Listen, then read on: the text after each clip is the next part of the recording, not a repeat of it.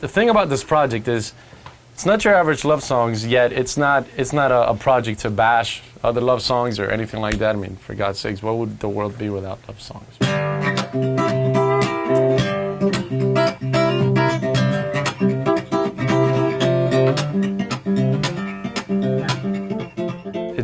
It's really more of just another honest side of what love songs can be. Not just about romance and, you know, about having a girlfriend and boyfriend and girlfriend, marriage and all that, but, you know, it goes beyond that. This is a time where I feel called to really kick it off and not just record a record and put it out there, but to do it right. You know, it's the reason why, you know, there's so much video footage related to this project. There's so many different versions of the songs and different participants, such as the band with Jaramillo and the trio. If you can just relate to something, if you can just watch a movie and finish that movie and say, wow, I feel different, or I related to this movie, or this is my favorite movie, and then somebody will ask you why. Well, because, you know, it was like the main character was me. Don't wanna sound like a creep, but would you mind getting a little closer, just inches from me? I wonder if you feel. When I think about where the music can take me, it's not about where it can take me. It's about where it can take others. You know, it took me somewhere when I wrote it. It took me to experiences of a good friend of mine or a relative of mine when I wrote it, and I thought, wow, this person went through this. There's not a song about this. Who cares about that one guy that can grab a guitar and play a great song? If that one guy that can grab the guitar and play a great song is not giving anything other than, look what I can do, then, you know, where's the fulfillment?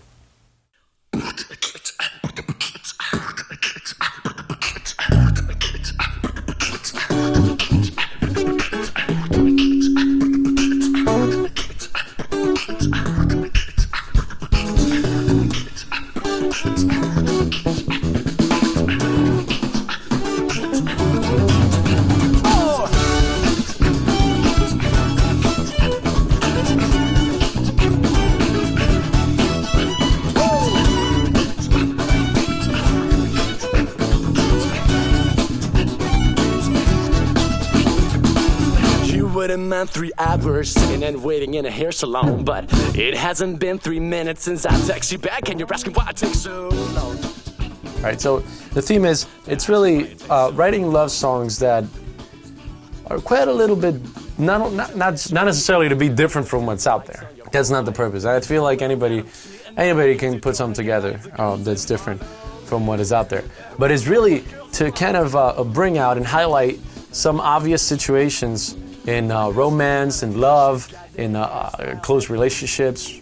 Bring things into the light that are obvious and it's easy to relate to.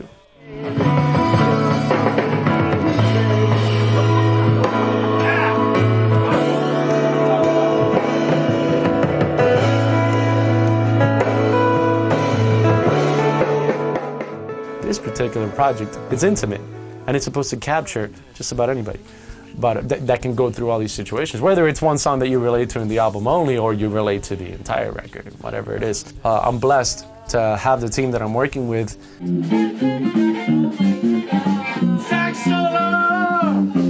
So I guess that's quite different from what we're used to today, especially in pop.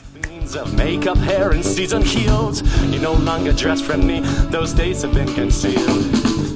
So one thing about the instrumentation, the setup of all the different band members, utilizing their individual gifts on command really is like the concept of when we all get together to make music. So say for instance, I play drums, but it's not the only thing that I do. So I could sit and play drum set or play cajon and then just start beatboxing or singing at the same time, no problem. And I think every individual member in the band has that gift. We're all best friends, you know, Jose, Gualo, Ricky, Samson, like we all hang out together, we go to church together, we laugh, we make music, we clown each other. So we know each other like on that level, and so making music is really just as easy as having a conversation or having a freestyle session in the backseat of the car while you're driving to go watch a movie or something like that. Open the window, look upon the sky. A rainy day won't keep me satisfied. Music is music, and so we're just expressing ourselves through whatever instrument, you know. And so we like incorporating a lot of different sounds and textures just to cover and make it sound more like almost like a full orchestra. It can go either way at any moment, but the concept is to use as many textures, not too many, not too little, to get the desired effect, to get a full sound, and to convey the essence of each individual song. 1, a 2, a 3. Oh, let go! Say, let's go. If you don't really care about your feelings, you'll just rock with it now. You're about now you don't, woo, you know. I'm not easy to forget. All right, I'm Not Easy to Forgive is quite a unique song. It was actually the first song I wrote for this record. And you know, you're listening to this song and thinking, wow, this guy he's really mean. The situation in that particular song is that these ladies that keep falling for these players are most of the time warned ahead of time. And even then they choose to stick with them, even though they get their hearts broken. And I feel like I had to put myself, as a writer, I had to put myself in the shoes of these guys to get the point across, other than just saying, oh, I love you, and you're such a good friend of mine, and stop getting your heart broken. I had to say, okay, let's switch this up. Let me be the mean one now. Maybe you'll pay attention. Let go, let go, let go, let go. Don't you know, but let go. Woo, let go, let go, let go, let go.